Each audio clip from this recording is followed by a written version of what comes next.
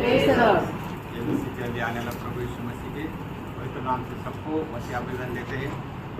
प्रभु को बहुत धन्यवाद करते हैं। प्रभु ने हमको और एक आराधना का दिन दिया है, खास करके उसके संगति में आके उस वेश में शामिल होने के लिए प्रभु ने हमें एक बहुत ही धन्य अवसर हमको दिया है। प्रियो, मसीह जीवन में हम हमेशा जब भी हम प्रभु के मेज पर आते हैं तब हम प्रभु यीशु के मृत्यु को हम याद करते हैं, और उसी वक्त में लेकिन हमारे जीवन के हर एक क्षण को हमें मसीह के मृत्यु को हमें याद करना है, क्योंकि हमें जो ये जीवन मिला है और हम ये जो अभी जीवित है और जो भी है, ये इसका एक ही वजह है कि हमारे लिए प्रभु यीशु मसीह बलिदान हुआ। इस जगत में बहुत लोगों का मृत्यु हुआ, लेकिन वो मृत्यु से हमें कोई लाभ नहीं, लेकिन प्रभु यीशु मसीह का जो मृत्यु था, मृत्यु को हटाने के लिए मृत्यु था, और इसलिए हमेशा इस मृत्यु को हम याद करते। जरूर हर एक मनुष्य को यीशु मसीह का मृत्यु क्यों था उसको जरूर समझना जरूरी है। पिछले वक्त मैंने ये बताया था कि प्रभु यीशु मसीह को खिलों से नहीं चढ़ा, लेकिन तुम्हारा मेरा जो प्यार था, वो प्यार के कारण प्रभु यीशु मसीह उस सूली पे टांगा हुआ है, और इसलिए हमें प्रभु यीशु मसीह की मृत्यु को हमेशा हम याद करते। हर एक व्यक्ति को उस मृत्यु को जरूर याद करना चाहिए। अगर उस मृत्यु को याद नहीं करेंगे तो उस व्यक्ति को इतना बड़ा नुकसान सहना पड़ेगा कि अनंत काल के लिए वो उस नुकसान को कभी भी उसको उठा नहीं सकेगा, उसको वापस नहीं। जो दुनिया में जो भी हम खो जाते, पैसा खो जाएगा तो वापस मिल जाएगा, ठीक है, लेकिन ये जीवन खोएगा तो हमेशा के लिए खो गया, वापस कभी भी नहीं मिलेगा। एक बार का समय हमारा निकल गया तो हमें ये समय वापस कभी भी नहीं मिलेगा, और इसलिए जन्म हुआ तब से मृत्यु हमारा पीछा कर रहा है, एक दिन जरूर वो हमको पकड़ लेगा। लेकिन वो समय आने से पहले हमें जरूर मसीह के मृत्यु को याद करना है, क्यों उसने इतना दर्द सहा, ये जरूर जानना चाहिए, और जानने के बाद उसका हमें अनुकरण भी करना चाहिए, नहीं तो बहुत बड़ा नुकसान हो जाएगा। तो आज मैं तुमको 3 मृत्यु के हफ्ते, ठीक है, इंस्टॉलमेंट, और 3 जीवन के हफ्ते। आपको मालूम है जब बैंक से लोन लेते हैं तो क्या करते हैं, वो इंस्टॉलमेंट से वापस देना पड़ता है। इसी तरह से मनुष्य ने पाप किया तो उसको मृत्यु का 3 हफ्ता मिलते रहता है, और उसी तरह से जीवन का भी हफ्ता मिलता है। तो वो किस तरह से मिलता है वो मैं आज आपको वचन के द्वारा समझाना चाहता हूँ। वचन हम हर वक्त सुनते हैं, तो ये वचन सुनने के बाद क्या होता है, हमारा हृदय में विश्वास और भी पक्का हो जाता है। किसी को विश्वास नहीं तो क्या हो जाएगा, उसको विश्वास आ जाएगा। अगर कोई विश्वास में है तो क्या हो जाएगा, उसका विश्वास और भी बढ़ जाएगा। इसलिए हमें वचन को सुनना बहुत ही जरूरी है। तो प्रभु यीशु मसीह के मृत्यु को हमें क्यों याद करना चाहिए। पहले करेंगे 1:18 में लिखा है, क्योंकि क्रूस की कथा नाश होने वालों के लिए मुफ्त है, परंतु हम उद्धार पाने वालों के लिए परमेश्वर का सामर्थ्य है। देखिए, प्रभु यीशु मसीह के प्रेम की कहानी को हम बार बार सुनेंगे, निश्चित उसमें हमको जीवन मिलता है। किसको मिलता है, जो विश्वास करेंगे, सही में मैं पापी, मेरे लिए प्रभु बलिदान हुआ, ऐसे जो विश्वास करेगा उसको क्या होगा, उसको जीवन में बढ़ती मिल जाएगा, उस मृत्यु की आवाज से उसको जीवन प्राप्त होना शुरू हो जाएगा।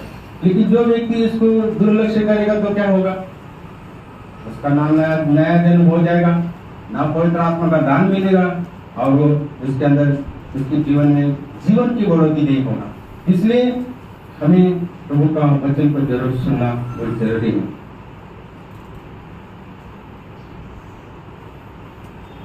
अभी ये वचन सुनते वक्त हमें ध्यान से सुनना चाहिए, जैसे कि लूका का 8:18 में लिखा है, इसके चौकस रहो कि तुम किस रीति से सुनते हो।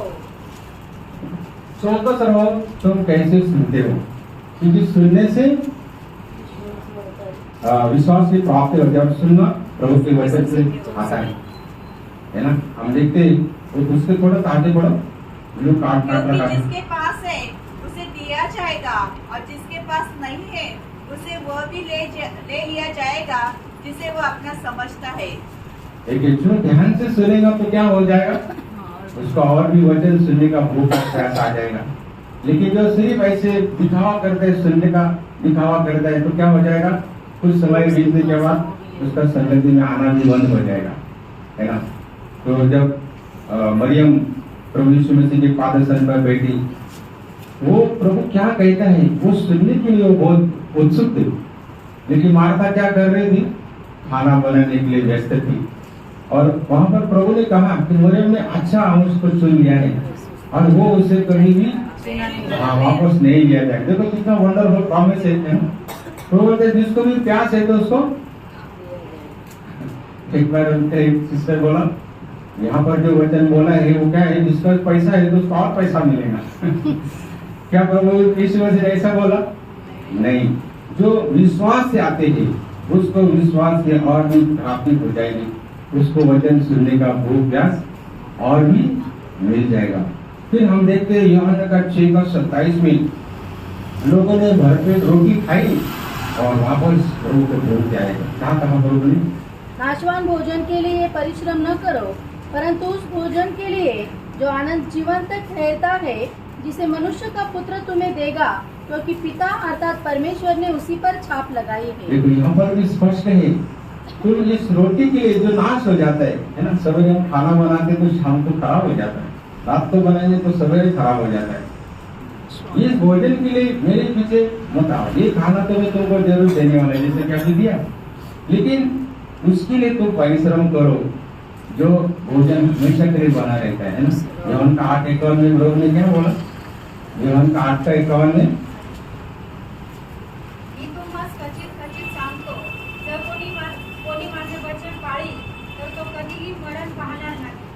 देखो, जो भी मेरे वचन को सुनेगा उसको हृदय में रखेगा, वो कभी भी मृत्यु को नहीं देखेगा। मृत्यु का मतलब क्या है?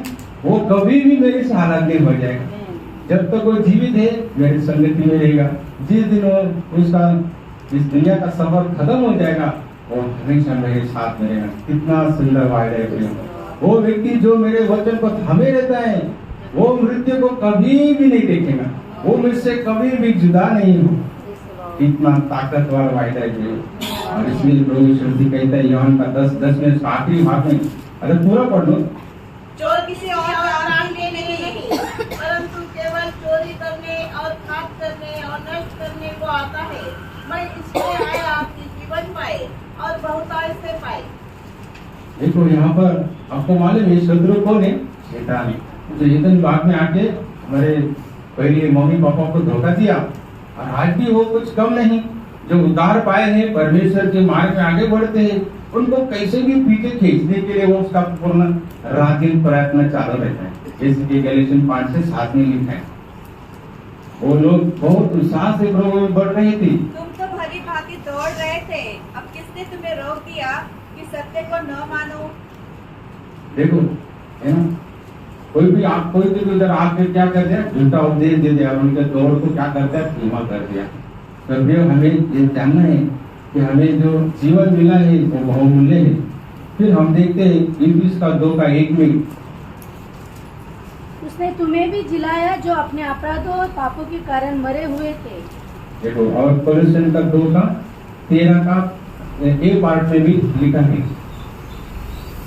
उसने तुम्हें भी जो अपने अपराध और अपने शरीर की खतना की दशा में मुर्दा थे। देखो हृदय के बीच संतावता में हम मुर्दे थे। और इब्रानी का 2:14 और 15, अभी वचन आपको मालूम है, लेकिन कोई नया रहेगा तो उसको ये वचन सुन के वो भी हृदय में इस वचन को रख सकता है। इसलिए जबकि लड़के मांस और लहू के भागी है, तो वह आप भी उनके समान उनका सहभागी हो गया, ताकि मृत्यु के द्वारा उसे जिसे मृत्यु पर शक्ति मिली थी अर्थात शैतान को निकम्मा कर दे, और जितने मृत्यु के भय के मारे जीवन भर दासत्व में फंसे थे उन्हें छुड़ा ले।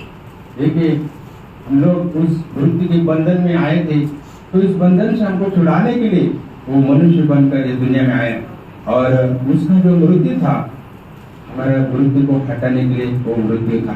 कितना सुंदर बात है।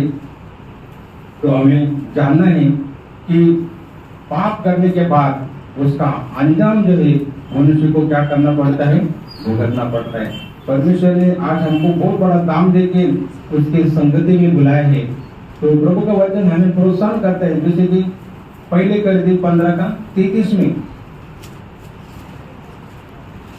पहले Corinthians 15 धोखा न खाना, बुरी संगति अच्छे चरित्र को बिगाड़ देती है। देखो यहाँ पर प्रभु का वचन कहता है कि धोखा मत खाओ। बुरे संगति से क्या हो जाता है, अच्छे चरित्र को बिगाड़ देता है। इसलिए हम उद्धार प्राप्त होने के बाद हमें प्रभु के संगति में ज्यादा से ज्यादा रहना है। जरूर हम दुनिया में रहते हैं, इसका मतलब ये नहीं कि हमें दुनिया से चले गए, लेकिन हमें निरंतर प्रभु की संगति में, उसके संगति में रहने की चाहत में हमें आगे बढ़ना है। पहले तीमुथी 6 का उसका 10 और 11 में लिखा है, क्योंकि रुपए का लोभ सब प्रकार की बुराई की जड़ है। इसे प्राप्त करने का प्रयत्न करते हुए बहुतों ने विश्वास से भटककर अपने आप को नाना प्रकार के दुखों से छलनी बना दिया है। पर हे परमेश्वर के जन, तू इन बातों से भाग और धर्म, भक्ति, विश्वास, प्रेम, धीरज और नम्रता का पीछा कर। देखो यहाँ पर प्रेषित पौल उदाहरण के तरफ देता है कि तू इन सात बातों से क्या कर, दूर भागना। Praise the Lord. तो मैं आपको तीन बातों से बताऊंगा। तो पहले मैं बताऊंगा कि 3 हफ्ते जो हमको पाप के कैसे मिलते हैं वो वचन से बताऊंगा। तो पहला जो हफ्ता मनुष्य को मिला, हम देखते हैं उत्पत्ति का 2:17।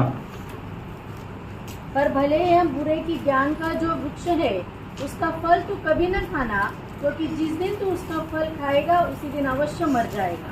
देखो परमेश्वर ने मनुष्य की भलाई की बातें पहले ही बताया था। आज भी यहाँ पर जो भी लोग बैठे हैं जिनका रिश्ता नाता अभी भी नहीं जुड़ा है, उन लोगों को ये वचन कहते हैं आज भी तुम परमेश्वर से नाता जोड़ लो। हमारा भलाई की बात परमेश्वर हमको बोलता है, लेकिन महत्व की बात है, कुछ बातों को हमने सुनना चाहिए। लेकिन हम यहाँ पर देखते हैं कि मनुष्य ने उस आज्ञा को तोड़ दिया और सब दुख और मृत्यु का, श्राप का सब भागीदारी हो गया।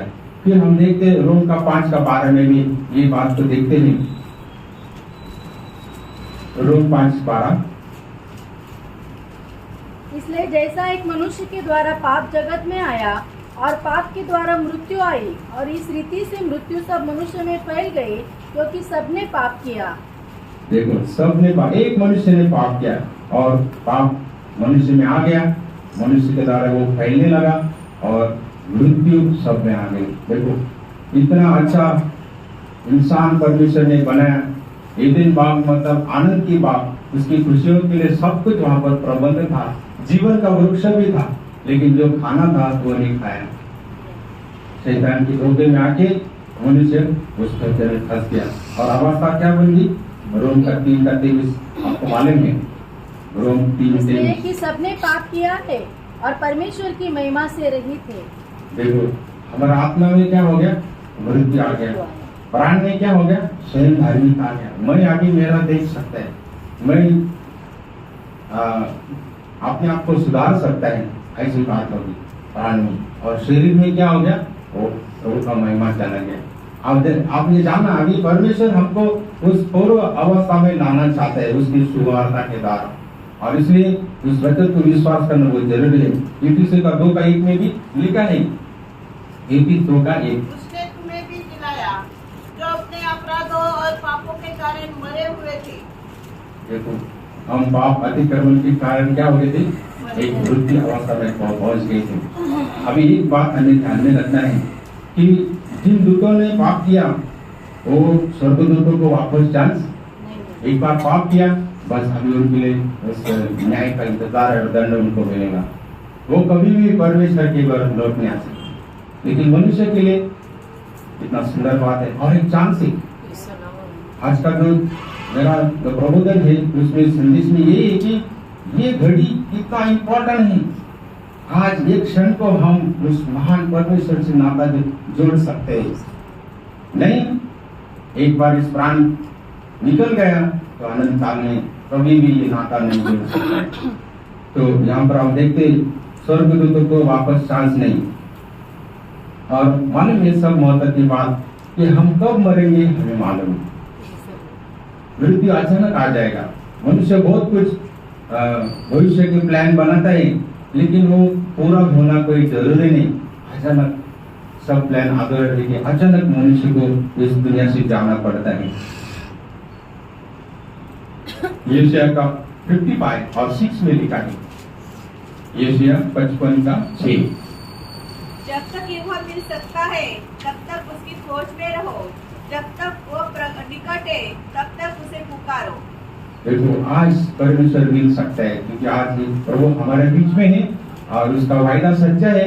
आज परमेश्वर तुम्हारे से नाता जोड़ने के लिए तैयार है। देखो, है ना। तो ये हो गया, मनुष्य ने पाप किया तो उसको पहला हफ्ता मिल गया, मतलब उसको आत्मा के अंदर वृद्धि आ गया। दूसरा हफ्ता क्या मिला? जब मनुष्य ने पाप किया, आपको मालूम है भजन संहिता उसका 51 में आत्मा में मृत्यु आने के बाद मनुष्य परमेश्वर से टूटा हुआ संबंध के साथ आगे बढ़ने लगा। देख मैं अधर्म के साथ उत्पन्न हुआ और पाप के साथ अपनी माता के गर्भ में पड़ा।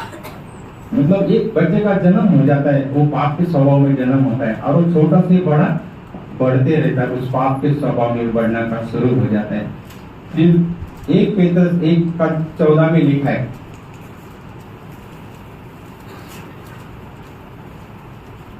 आज्ञाकारी बालकों के समान अपने अज्ञानता के समय की पुरानी अभिलाषाओं के सदृश न बनो। हाँ, पहली बात मैं कहा कि वो पाप में जन्म हो जाता है, पाप का स्वभाव लेके जन्म दुनिया में आता है, फिर उस स्वभाव में वो क्या करते रहता, छोटा से बड़ा होते रहता है ना। और फिर हम देखते उस पाप में उसका मृत्यु हो जाता है। यह का 8:24। इसलिए मैंने तुमसे कहा कि तुम अपने पापों में मरोगे, क्योंकि यदि तुम विश्वास न करोगे कि मैं वही हूँ तो अपने पापों में मरोगे। देखा, मतलब पाप में जन्म हुआ, पाप में बढ़ते रहते हैं और आखिर में पाप में मृत्यु हो जाता है। ये मनुष्य की अवस्था। लेकिन ये जन्म से लेकर मृत्यु तक इंसान को 2 ऑप्शन है। क्या है? प्रभु का वचन को सुनकर पहली बात अगर पश्चाताप करेगा, हाँ मैं पापी, मेरे पाप की सजा मृत्यु नहीं, वो मृत्यु प्रभु ने उठा लिया, ऐसे विश्वास करेगा तो क्या होगा? उसको जीवन मिल जाएगा। यहेजकेल 18:30 से 31 में लिखा है, एक व्यक्ति सुसमाचार को सुनकर अगर वो प्रभु को ग्रहण करता है तो वो बच जाएगा। यहेजकेल 18:30 से 31। प्रभू परमेश्वर म्हणतो, हे इस्रायल घराण्या, यास्तव मी तुम्हा प्रत्येकाचा ज्याच्या त्याच्या मार्गाप्रमाणे न्याय करी। तुम्ही परता, आपल्या सर्व पातकांपासून मागे फिरा, म्हणजे तुमचा अधर्म पुन्हाच अडथळा होणार नाही। तुम्ही आचरलेले सर्व दुराचार टाकून द्या, आपल्या ठायी नवे हृदय व नवा आत्मा स्थापित करा। हे इस्रायल घराण्या, तुम्ही का मरता? कारण प्रभू परमेश्वर म्हणतो, मरणाऱ्याच्या मृत्यूने मला संतोष होत नाही, तर मागे फिरा व जिवंत राहा। देखो, परमेश्वर ये चाहता है, जैसे पहले तिमोथी का 2:4 में लिखा है, हर एक का उद्धार हो परमेश्वर चाहते हैं। देखो, परमेश्वर का वचन यहाँ पे स्पष्ट कहता है, क्यों मरते हो? मैं तुम्हारे लिए प्रबंध किया है, मैं तुम्हारे लिए बड़ा हूँ, क्यों तुम मृत्यु में चलते हो मेरे पास आओ। अगर व्यक्ति पश्चाताप करेगा तो उसको परमेश्वर का जीवन मिल जाएगा। दूसरा ऑप्शन क्या है? पश्चाताप न करना। देखा, अनसुनी करना। इब्रानी का 4:7 में लिखा है, आज अगर तुम उसकी वाणी को सुनते हो तो अपने दिल को कठिन। आज किसी का अगर उद्धार नहीं हुआ, प्रभु यीशु हमें याद दिलाता है कि मैं तुम्हारे लिए कुर्बान हुआ और मैंने मृत्यु को हरा दिया है, मैं तुमको बुला रहा हूँ। तो प्रियो, यहाँ पर लिखा है यूहन्ना का 8:24 में, जो पश्चाताप ना करते हुए मर जाएगी तो क्या हो जाएगी? वो पाप का स्थान हो जाएगा। देखो, तो ये हर एक को इस चुनौती को बहुत अच्छी तरह से चुनौती करना है, इस वचन को अनसुना नहीं करना है। और तीसरा मृत्यु का हफ्ता इंसान को कब मिल जाता है कि जब वो मर जाता है। जो व्यक्ति पाप में मर जाता है, शारीरिक मृत्यु पर आ जाता है, जन्म से लेके मरने तक वो कभी भी सुसमाचार को विश्वास नहीं करता है। यूहन्ना का 3:36 में लिखा है, जो पुत्र पर विश्वास करता है अनंत जीवन उसका है, परंतु जो पुत्र की नहीं मानता वह जीवन को नहीं देखेगा, परंतु परमेश्वर का क्रोध उस पर रहता है। देखा, पापी मनुष्य के ऊपर परमेश्वर का क्रोध जमा रहता है। जैसे जैसे वो आगे बढ़ता है उससे पाप होते रहता है और परमेश्वर का क्रोध उसके ऊपर बढ़ते रहता है।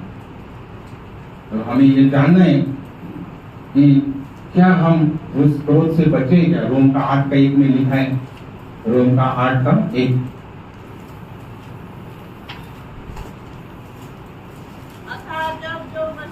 अब जो मसीह यीशु में है उन पर दंड की आज्ञा नहीं, क्योंकि वे शरीर के अनुसार नहीं वरन आत्मा के अनुसार करते हैं। आप वचन स्पष्ट कहता है, जो भी मसीह में उन पर दंड की आज्ञा नहीं, मतलब उनको दंड की सजा नहीं। वो लोग बच गए हैं क्योंकि शरीर से नहीं आत्मा से चलते। यही बात यूहन्ना 5:24 में भी लिखा है। यूहन्ना 5:24। मैं तुमसे सच सच कहता हूँ, जो मेरा वचन सुनकर मेरे भेजने वाले पर विश्वास करता है अनंत जीवन उसका है और उस पर दंड की आज्ञा नहीं होती, परंतु वह मृत्यु से पार होकर जीवन में प्रवेश कर चुका है। देखो, वो मृत्यु से जीवन में जाएगा ऐसा नहीं, पार हो चुका है, वो अनंत जीवन में चल रहा है। कितना ही श्रेष्ठ और धन्यवाद आप लोगों ने हमको दिया है। तो प्रियो, जो लोगों ने भी प्रभु को आज भी जीवन नहीं दिया है, वो जल्दी से जल्दी इस जीवन के मार्ग में हो लेना चाहिए, क्योंकि हमने देखा 3 हफ्ते है। एक जो पहला आज्ञा तोड़ दिया तो मनुष्य को आत्मा में मृत्यु आ गया। फिर दूसरा बात, उस मृत्यु में वो चल रहा है जन्म से लेके मरने तक, दूसरा हफ्ता हो गया। और तीसरा हफ्ता, जिस दिन वो शरीर को छोड़ देते, वो धनवान व्यक्ति जिस दिन को शरीर से छोड़ दिया वो किधर गया, अधोलोक में।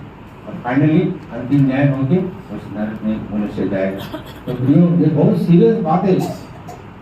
जब से जन्म लिया तब से मृत्यु हमारा पीछे धीरे धीरे धीरे आ रहा है और एक दिन वो हमको पकड़ लेगा। लेकिन उसके बाद क्या हो गया, फिर दरवाजा बंद। मतलब लूका 13:24 में हमको लिखा है, सके द्वार से प्रवेश करने का यत्न करो, क्योंकि मैं तुमसे कहता हूँ कि बहुत से प्रवेश करना चाहेंगे पर न कर सकेंगे। और पढ़ा दी, जब घर का स्वामी उठकर द्वार बंद कर चुका हो और तुम बाहर खड़े हुए द्वार खटखटाकर कहने लगो, हे प्रभु हमारे लिए खोल दे, और वह उत्तर दे, मैं तुम्हें नहीं जानता, तुम कहाँ के हो। हाँ प्रियो, ये घर का स्वामी कौन है? परमेश्वर का मंदिर है। लेकिन इस मंदिर को कोई नाश करेगा, बुराई में जीवन जीते रहेगा, तो एक दिन उसका भी नाश हो जाएगा। घर का स्वामी खड़ा होगा, दरवाजा बंद करेगा, मतलब क्या, मृत्यु। इस शरीर से निकलने के बाद कोई भी बदलाव नहीं। आपको मालूम, वो धनवान व्यक्ति एक बूंद पानी मांग रहा है, मतलब क्या, वो बोल रहा है कोई छुटकारा चाहिए, लेकिन क्या उसको मिला? फिर उसके भाई लोगों के लिए भी विनती करते हैं, कम से कम वो लोग तो इधर ना आ जाए, देखो। लेकिन उसको जवाब क्या मिला?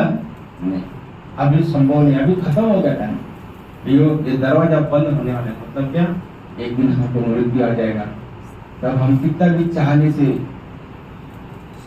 तो वापस नहीं मिल सकते। इसलिए अभी हम आगे जीवन के 3 हफ्तों को देखेंगे। तो पहला हफ्ता है जब हमारा नया जन्म हो जाता है, पहले मित्र 1:23, जब हम वचन को सुनते हैं हमें एहसास होता है, हमको पवित्र आत्मा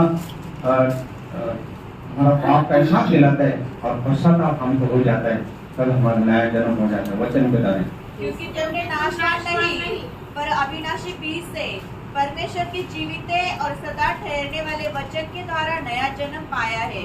आप ये प्रभु का वचन है ना, उसका सामर्थ्य जरा भी कम नहीं हुआ है। कुछ लोग सोचते ये सिर्फ वचन है, नहीं। इस्राएल लोग माना खाके तंग आ गए, वो लोग तो परमेश्वर और मूसा के विरोध में कुड़कुड़ाया, लेकिन वास्तव में वो मानना के कारण वो लोग जीवित है। प्रभु उनको जीवित रखा है। और सबसे खास बात है कि जो उनका जो पुराना स्वाद था उस स्वाद को मिटाकर जो कानान देश में दूध मधु बहने वाला है उसका स्वाद उनको दिला रहा था, क्योंकि वो मानना का स्वाद कैसा था, दूध और मधु मिलाए जैसा था। तो प्रियो कितना सुंदर बात है, प्रभु ने हमको ये दुनिया के सराहट से बचाकर हमें ईश्वरीय स्वभाव जैसे बनाने के लिए हमको ये स्वर्गीय मानना खिलाता है। कितना अच्छा बात है। देखिए मैंने शुरू में बताया योहान का 8 में यीशु मसीह कहते हैं, मैं तुम्हें सच सच कहता हूँ, जो कोई इस वचन को अपने हृदय में रखेगा वो अनंत काल के लिए कभी भी यहूदी लोग ये दावा कर रहे थे हमारे पूर्वजों ने हमको माना दिया, अरे आप हमको क्या देने का।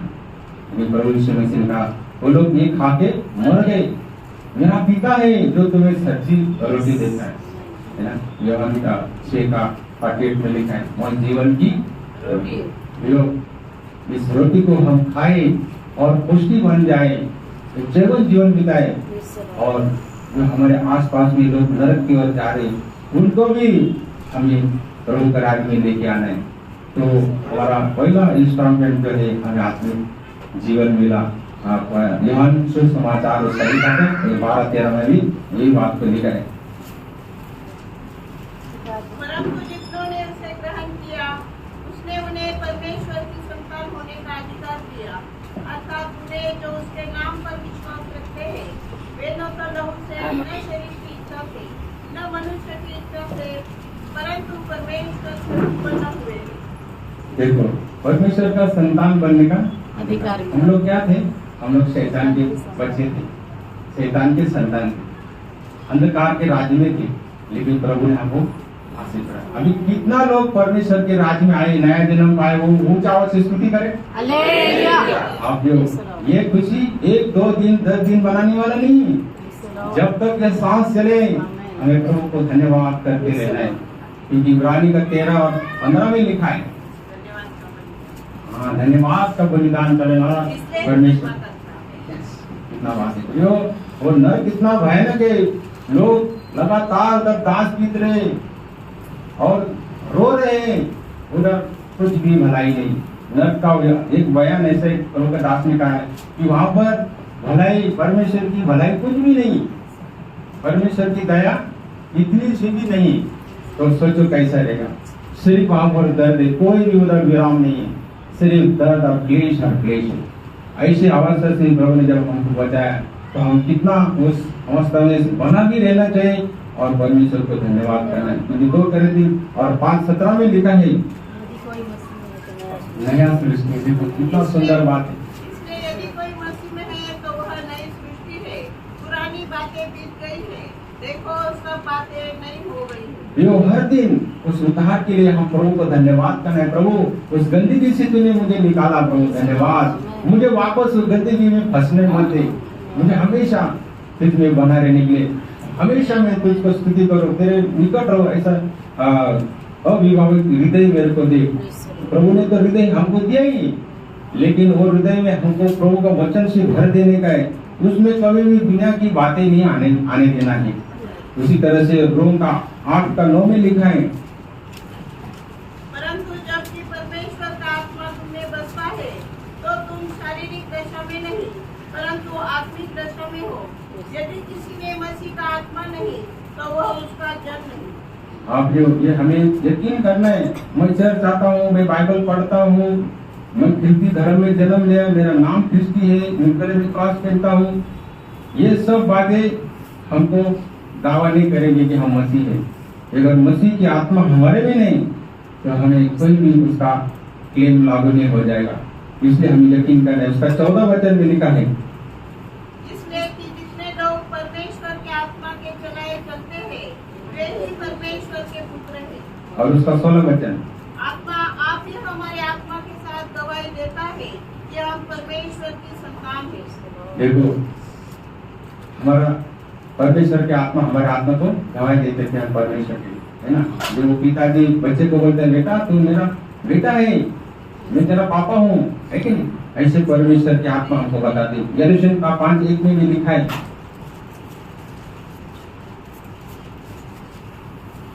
मसीह ने स्वतंत्रता के लिए हमें स्वतंत्र किया है, अतः इसी में स्थिर रहो और दासों तक के जुए में फिर से न जुटो। देखो प्रभु का वचन कहता है जब हमको ये जीवन का हफ्ता मिला है तो हम आपको दास में ना करते। पॉल्यूशन का 1:13 में लिखा है कि हमें उस अंधकार के साम्राज्य से छुड़ाकर उसके प्रिय पुत्र प्रभु यीशु मसीह के राज में लाया। फिर 21 का 1:14 में लिखा है कि वो हमारा मेल है। देखो जहाँ पर शत्रुता था वहाँ पर क्या हो गया, इस नए जन्म के कार्य हमारा मेल हो गया। और फिर 1 कोरिन्थियन 6:9-11 में लिखा है, हम पढ़ेंगे। क्योंकि तुम नहीं जानते कि अन्यायी लोग परमेश्वर के राज्य के वारिस न होंगे। धोखा न खाओ, न वेश्यागामी, न मूर्ति पूजक, न परश्रीगामी, न लुच्चे, न पुरुषगामी, न चोर, न लोभी, न पियकर, न गाली देने वाले, न अंधेर करने वाले परमेश्वर के राज्य के वारिस होंगे। और तुम में से कितने ऐसे भी थे, परंतु तुम प्रभु यीशु मसीह के नाम से और हमारे परमेश्वर के आत्मा से धोए गए और पवित्र हुए और धर्मी ठहरे। देखो कितना सुंदर बात है। प्रभु ने हमको धो के शुद्ध बनाकर अब इसके सामने खड़ा किया है। और इसी का 2:19 में लिखा है कि हम उसके घर के लोग बन गए। देखो कितना श्रेष्ठ अवस्था है। इसलिए तुम विदेशी और मुसाफिर नहीं रहे, परंतु पवित्र लोगों के संगी, स्वदेशी और परमेश्वर के घराने के हो गए। देखा, ये नया जन्म के कारण ये पहला हफ्ता मिला तो क्या हो गया, ये सब कुछ हमारे लिए हो गया। पहले तो 2:10 में भी लिखा है। तो कितना सुंदर बात है प्रियो, कितना आनंद करना चाहिए। और ये खुशी हम दूसरों को भी बताना चाहिए ताकि उन लोगों को भी नया जन्म हो जाए, वे भी परमेश्वर के सदस्य, परिवार के सदस्य बन जाए। पहले में तुम पहले तो कुछ भी नहीं थे, पर अब परमेश्वर की प्रजा हो। तुम पर दया नहीं हुई थी, पर अब तुम पर दया हुई है। Praise the Lord। क्यों ये वचन को सुनने का तुमको आनंद होता है? बहुत आनंद होना चाहिए। हम परमेश्वर को स्तुति करते रहना चाहिए क्योंकि प्रभु ने इतना बड़ा दया हमको दिया है। और हम देखते हैं कि दूसरा हफ्ता जीवन का कैसा प्रभु को जन्म तो हो गया, अभी बच्चा पैदा हो गया, सब कुछ हो गया क्या? इंजीनियर डॉक्टर बन गया क्या? वो नहीं, अभी उसको बीमारी से बचना है, रोज भोजन खाना है, दूध पीना है, बड़ा होना है, फिर अच्छा क्या बोलते हैं उसको, कड़क भोजन खाने का है ना। बचपन में तो कड़क खाना नहीं खा सकते, तो इस तरह से वो उसको बढ़ोतरी की जरूरत है। तो ये दूसरा हफ्ता आत्मिक कैसे मिल जाता है, जब हमारा नया जन्म हो जाता है तो हमको शारीरिक वृद्धि आने तक हम मसीह को प्राप्त करते रहे, हर दिन संगति में आते है ना। रेवल्यूशन 2:10 में लिखा है, वो दुख तुझको झेलने होंगे, उनसे मत डर, क्योंकि देखो शैतान तुम में से कुछ को जेल खाने में डालने पर है, ताकि तुम परखे जाओ। और तुम्हें 10 दिन तक क्लेश उठाना होगा। प्राण देने तक विश्वासी रह तो मैं तुझे जीवन का मुकुट दूंगा। हाँ, प्रभु को स्वीकार किया, नया जन्म हो गया, सब खत्म नहीं हो गया, शुरुआत हो गया। उस दिन से लेके जब तक प्रभु मेरे को नहीं बुलाएगा, जब तक प्रभु का आगमन नहीं होगा, हमें उससे संगति में आत्मिक जीवन में बढ़ते बढ़ते बढ़ते बढ़ते जाना है। कुछ लोग क्या करते, बस विश्वास रखा, बाकी सब लिया, अभी हो गया सब, फिर चर्च भी आते नहीं, प्रभु के दासों को मिलते भी नहीं। ऐसा ही क्या? नहीं। जब एक व्यक्ति की शादी हो जाती, उनका जीवन वहाँ पर शुरू हो जाता है। वो साथ में सुख दुख में साथ में मिलकर चलते रहते, वही बहुत बड़ा करार है, उसको तोड़ नहीं सकते। ऐसे प्रभु को जीवन का हफ्ता मिलने के बाद हर दिन प्रभु हमको ये जीवन देता है ताकि हम आत्मिक जीवन में बढ़े, उसमें हम बढ़ते रहते हैं। याकूब का 1:12 में हम देखते हैं, वो मनुष्य जो परीक्षा में स्थिर रहता है, क्योंकि वो घरा निकलकर जीवन का वो मुकुट पाएगा जिसकी प्रतिज्ञा प्रभु ने अपने प्रेम करने वालों से की है। देखो यहाँ पर भी कंडीशन है, आखिर तक उस विश्वास में परीक्षा में हमें स्थिर रहना है तो हमको जीवन का मुकुट मिलेगा। फिर पहले पेत्र 2:1-3 में भी लिखा है कि नए जन्मे हुए बच्चों की, इसलिए सब प्रकार का भेदभाव और छल और कपट और डाह और निंदा को दूर करके नए जन्मे हुए बच्चों के समान निर्मल आत्मिक दूध की लालसा करो, ताकि उसके द्वारा उद्धार पाने के लिए बढ़ते जाओ, क्योंकि तुमने प्रभु की कृपा का स्वाद चख लिया है। देखो प्रभु का उद्धार अनुभव प्राप्त किया है। हर दिन ये सब बुराई को दूर करते हुए हमें उस जीवन में बढ़ते रहना चाहिए। याकूब का 1:21 में भी यही बात लिखा है कि हमारा प्राण का उद्धार के लिए हमें इसलिए सारी मलिनता और बैर भाव की बढ़ती को दूर करके उस वचन को नम्रता से ग्रहण कर लो जो हृदय में बोया गया और जो तुम्हारे प्राणों का उद्धार कर सकता है। देखो, ये वचन हमको जैसा नया जन्म दिया उसी तरह से हमारा प्राण को बदलने का पूरा सामर्थ्य रखता है। इसलिए हमें उसको हर दिन प्राप्त करते हुए हमारा प्राण को उद्धार में आगे बढ़ना है। फिर रोम का 14-17 का क्या अनुभव है आपको मालूम है? हाँ, कितना सुंदर अनुभव में लाके रखा है। क्योंकि परमेश्वर का राज्य खाना पीना नहीं, परंतु धर्म और मेल मिलाप और वह आनंद है जो पवित्र आत्मा से होता है। इफिस का 5:8 में भी लिखा है, क्योंकि तुम तो पहले अंधकार थे, परंतु अब प्रभु में ज्योति हो, अतः ज्योति की संतान के समान करो। हाँ, और पहले पेत्र 1 उसका 8 और 9 में भी लिखा है किस तरह से हम हमारा प्राण को उद्धार प्राप्त करते। उससे तुम बिन देखे प्रेम रखते हो और अब तो उस पर बिन देखे भी विश्वास करके ऐसे आनंदित और मगन होते हो जो वर्णन से बाहर और महिमा से भरा हुआ है, और अपने विश्वास का प्रतिफल अर्थात अपने प्राण का उद्धार प्राप्त करते हो। देखो, उद्धार हुआ, नया जन्म हो गया, लेकिन हर दिन हमको उस उद्धार के अनुभव में प्रभु लेके चलाता है। एक लगातार उस अनुभव में बना रखने के लिए प्रभु सहायता करता है, बुराई से हमको बचाता है ना। 2 कोरिन्थियों 3:18 में लिखा है, परंतु जब हम सबके उठाड़े चेहरे से प्रभु का प्रताप इस प्रकार प्रकट होता है जिस प्रकार दर्पण में, तो प्रभु के द्वारा जो आत्मा है हम उसके रूप में अंश करके बदलते जाते हैं। देखो, हम मसीह के जैसे बनते रहते, रोज वो जीवन को प्राप्त करते रहते हैं। और 2 Koरिन्थियों 2 का 14-15 और 1 Koरिन्थियों 15-17। परंतु परमेश्वर का धन्यवाद हो जो मसीह में हमें सदा जय के उत्सव में लिए फिरता है और अपने ज्ञान की सुगंध हमारे द्वारा हर जगह फैलाता है, क्योंकि हम परमेश्वर के निकट उद्धार पाने वालों और नाश होने वालों दोनों के लिए मसीह की सुगंध है। देखो, कितना सुंदर बात है। जब से नया जन्म हुआ तब से लेके हर दिन प्रभु हमको उद्धार में बढ़ाते रहता है। जय उत्सव में हमको चलाता है और वचन का सुगंध भी हमसे फैलाता है। कितना धन्य अवस्था हमको दिया है। इस तरह से हमको ये जीवन का दूसरा हफ्ता मिलता है, और आखिर में तीसरा हफ्ता जो हमको मिलेगा जीवन का, वो कैसे है? जब हम नया जन्म पाया और हर दिन उस आत्मिक जीवन में बढ़ते रहते हैं, हमारे प्राण को उद्धार प्राप्त करते रहते हैं, तब जब हम इस शरीर को छोड़ते हैं तब हमारा उद्धार पूरा हो जाएगा। मतलब सब परीक्षा, मोह, पाप, तकलीफ, वेदना सबसे छूटकर हम उस आत्मिक क्रिया में प्रवेश करेंगे। 2 तिमोथी 4:7। 2 तिमोथी 4:7। मैं अच्छी कुश्ती लड़ चुका हूँ, मैंने अपनी दौड़ पूरी कर ली, मैंने विश्वास की रखवाली की है।